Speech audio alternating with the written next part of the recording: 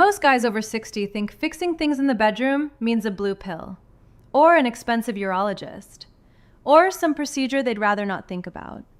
But here's the thing. The most powerful tool you have for your sexual health isn't at the pharmacy. It's probably sitting in your hallway right now, inside a pair of sneakers you haven't touched in months. I'm Dr. Emma Blake, and today I want to talk about a study that, frankly, doesn't get nearly enough attention. It was published in the Journal of Sexual Medicine, and it found that a specific type of walking, not just any walking, can reduce your risk of erectile dysfunction by 76%. That's not a typo, 76%. Now, I'm not going to insult your intelligence by telling you to just go for more walks. Your doctor's been saying that for years, and it hasn't changed anything. If vague advice worked, you wouldn't be watching this video. What I am going to tell you is exactly how fast you need to walk, why that specific speed matters, and how to build up to it without wrecking yourself in the process. Because here's what happens to most guys. They hear something like this, get motivated, go out and power walk for an hour on day one, and end up so sore and inflamed they quit by Wednesday. I see it all the time. That's not a plan. That's a recipe for failure. And honestly, it's worse than doing nothing.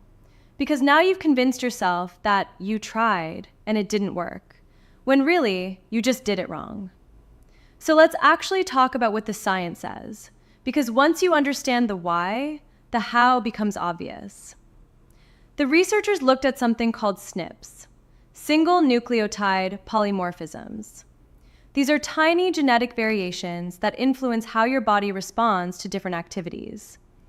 Think of them like little switches in your DNA. What they found was pretty straightforward. Men who were genetically inclined to walk faster had significantly better cardiovascular health than men who shuffled along. And by cardiovascular health, I mean blood flow, everywhere, including the places that matter most to you. Now, why would walking speed affect blood flow? It comes down to the lining of your blood vessels. There's a thin layer of cells called the endothelium. Most people have never heard that word, but it might be the most important thing you learn today. Think of the endothelium like the coating inside a garden hose. When it's smooth and healthy, water flows freely. When it gets gunked up or stiff or rough, everything slows to a trickle. Here's where it gets interesting. When you walk at a certain intensity, you create pressure on that endothelial lining, good pressure. It's called shear stress, and despite the scary name, it's exactly what your blood vessels need. This mechanical pressure triggers your body to release a molecule called nitric oxide. And nitric oxide is basically the master switch for blood flow. It tells your blood vessels to relax and open up. When you have enough nitric oxide circulating, your arteries dilate, blood moves freely, and everything downstream works the way it's supposed to. When you don't have enough, your pipes stay narrow, circulation becomes sluggish, and you start noticing problems. More nitric oxide means better circulation. Better circulation means better performance. It's that simple. No pills required. So what's the magic number? What speed actually triggers this response? The researchers basically looked at three types of guys. The shufflers, walking under 3 miles per hour. These are the guys meandering through the grocery store. The strollers, somewhere in the middle, maybe 3 to 3.5 miles per hour, a casual pace. And then the guys who actually have somewhere to be, walking over 4 miles per hour with purpose and intention. Guess which group saw that 76% reduction in erectile dysfunction risk? The fast walkers, 4 miles per hour or above. Now, 4 miles per hour isn't a jog. It's not running. You don't need special shoes or a gym membership. It's a brisk, purposeful walk. Arms moving, shoulders back, some real intention behind each step. The kind of walk where people can tell you're not just killing time. Here's an easy way to know if you're hitting it. I call it the talk-sing test. If you can sing while you're walking, like actually belt out a song without losing your breath, you're going too slow.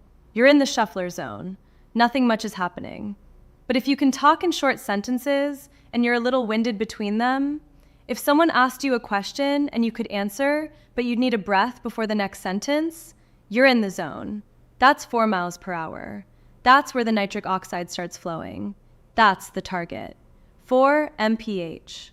But, and this is important, you don't start there. If you haven't been walking regularly, if you've been mostly sedentary, going out and hammering 4 miles per hour for 30 minutes on day 1 is going to backfire badly. You'll create systemic inflammation. Your body will be fighting to recover instead of adapting. Your joints will ache. Your energy will tank. And here's the kicker. Some research suggests that kind of sudden overexertion can actually suppress testosterone, which is the exact opposite of what you want. So here's how I tell my patients to build up to it. It's a simple 2-week protocol that lets your body adapt without breaking down. The first 4 days, go for a 10-minute walk. That's it. Nothing heroic. But for about 3 minutes of that walk, push your pace up to 4 miles per hour. Just 3 minutes of that faster pace. Then back off and finish at whatever speed feels comfortable. You're not trying to set records. You're getting your body used to the idea, waking up your cardiovascular system, reminding your blood vessels what real blood flow feels like. Days 5 through 9, extend that faster section to 5 minutes. Same 10-minute walk, but now half of it is at that brisk 4 mile per hour pace. You should start feeling your body respond. The walks will feel easier. You'll recover faster. That's the adaptation kicking in. Days 10 through 14. You're hitting 4 miles per hour for the full 10 minutes. No breaks, no slowing down. 10 minutes of purposeful, intentional walking that's actually doing something for your body. By the end of 2 weeks, your baseline has shifted. Your blood vessels are more responsive. Your nitric oxide production is higher. You've essentially reset the system. And you did it without injury, without inflammation, without burning out. Now, here's something else the research points to that I think is worth mentioning. It's not just about hitting a certain speed, it's about improvement. The data showed that for every 1 mile per hour you increase over your normal walking pace, your risk drops significantly. So even if 4 miles per hour feels out of reach right now, even if you're starting from a place where 3 miles per hour is challenging, walking faster than you currently do still helps a lot. Your body responds to the change, the delta, the improvement over yesterday. It's not about being perfect, it's about being better than you were last week. That's what triggers the adaptation. That's what gets your nitric oxide production moving in the right direction. Okay, let me talk about something else for a minute. Walking is the foundation. It's the thing that costs nothing and works for almost everyone. But it's not the whole picture. If you're clearing out the pipes but not giving your body the raw materials to actually produce nitric oxide, you're only doing half the job. It's like tuning up an engine but never putting gas in the tank. This is why I put together an ebook called The Men's Libido and Vitality Kitchen. It's a collection of 20 smoothie recipes built around foods that support nitric oxide production. Beets, leafy greens, citrus, dark chocolate. The stuff that actually moves the needle based on real research, not marketing hype. If you're serious about this, grab the link below. It's a good companion to everything I'm talking about today. Gives you something practical to do in the kitchen while you're building the walking habit. And while we're on the subject of raw materials, let me mention watermelon. Watermelon contains a compound called L-citrulline.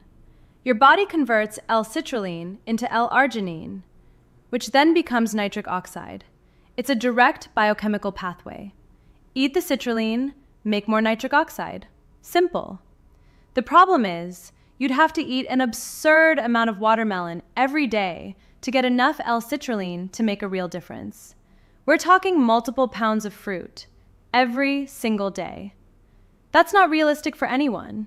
And honestly, the sugar load would start working against you anyway. That's why I recommend organic watermelon extract for guys who want to stack the deck. You get the L-citrulline in a concentrated form, without the sugar, and without eating your body weight in fruit.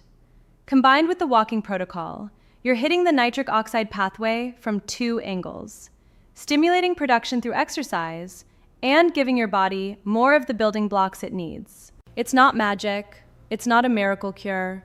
It's just biology working in your favor when you give it the right inputs. Look, I know there's a lot of noise out there. Every other ad is promising some secret formula or breakthrough discovery. I get why you'd be skeptical. You should be skeptical. Most of it is garbage. But this isn't some proprietary blend cooked up in a marketing meeting. It's peer-reviewed research. It's basic physiology. It's stuff that actually makes sense when you understand how your body works. And here's what I really want you to take away from this. You're not broken. You're not past the point of no return. Your body still responds to the right inputs. It still adapts. It still has the capacity to perform the way you want it to, if you give it half a chance. The guys who see results aren't the ones waiting around for a magic pill. They're the ones who put on their shoes and walk out the door. They're the ones who do the boring, unglamorous work of showing up every day for 2 weeks and letting their body catch up. That's it. That's the whole secret. Consistency beats intensity every single time. When you finish this video, I want you to go for a walk. Not tomorrow, not Monday, today. Push yourself a little. See what 4 miles per hour actually feels like. Start the clock on those 14 days. 2 weeks from now, you'll be in a different place. Not because of anything complicated or expensive, because you did the simple thing consistently. I'm Dr. Emma Blake. Take care of yourself. You're worth the effort.